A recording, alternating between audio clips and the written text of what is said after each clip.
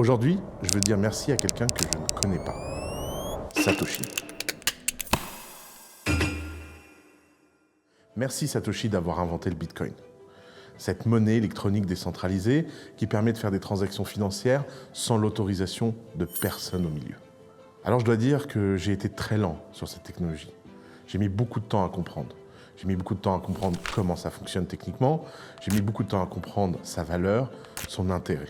Mais ayant subi énormément de sujets personnels autour des banques, de la débancarisation, du système, de la tentative de cancelling dans la presse, j'ai compris qu'avoir un système financier qui était résistant à la censure, c'était en fait visionnaire. On vit dans un monde où il n'est pas possible de faire confiance au gouvernement et les gouvernements ont besoin de contre-pouvoirs. Et Satoshi nous a inventé un contre-pouvoir financier. Le gros problème sur le monde de la crypto, sur le monde des bitcoins, sur le monde de tout ce qui concerne l'industrie cryptographique, c'est qu'on est face à quelque chose de très compliqué à comprendre. Et il faut dire que les premiers utilisateurs du monde crypto nous ont pas rendu service. Plutôt de profil d'ingénieur, cryptographique, geek, nerd, cyberpunk, ils ont donné à l'ensemble de l'ambiance crypto une saveur extrêmement technique et extrêmement dure d'accès. Le problème, c'est que les cryptos, elles ont besoin de monsieur et madame tout le monde. Elles ont besoin de vous, les entrepreneurs qui regardez cette chaîne, elles ont besoin de votre entourage, elles ont besoin de votre grand-mère. Nous avons tous collectivement besoin d'adopter.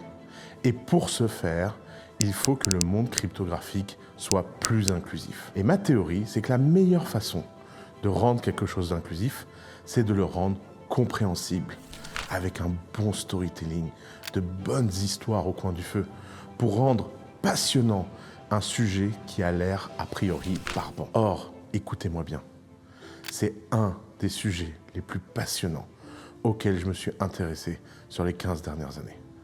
Bitcoin est à part. Bitcoin, ce n'est pas une crypto-monnaie comme les autres.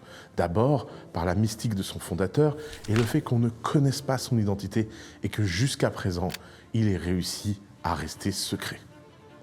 Mais aussi, plus profondément, parce que le Bitcoin a fonctionné. Il est reconnu par les États. Il a été institutionnalisé dans un ETF. Il a aujourd'hui des gouvernements entiers qui réfléchissent à acheter des bitcoins pour en faire une réserve stratégique. Et ça, c'est pas un phénomène que l'on peut ignorer. Bien au contraire. C'est un phénomène que l'on doit apprendre et surtout qu'on doit apprendre à expliquer. Et voilà mon challenge. Dans une série de 4 vidéos qui s'appelle Merci Satoshi, je vais vous donner l'opportunité de comprendre en profondeur l'histoire de Satoshi, l'histoire de la création du Bitcoin, l'envers du décor, l'intérêt du Bitcoin pour les gens de ma communauté, les speakers qui sont venus dans Sans Permission, les gens qui tous les jours au quotidien travaillent sur Bitcoin.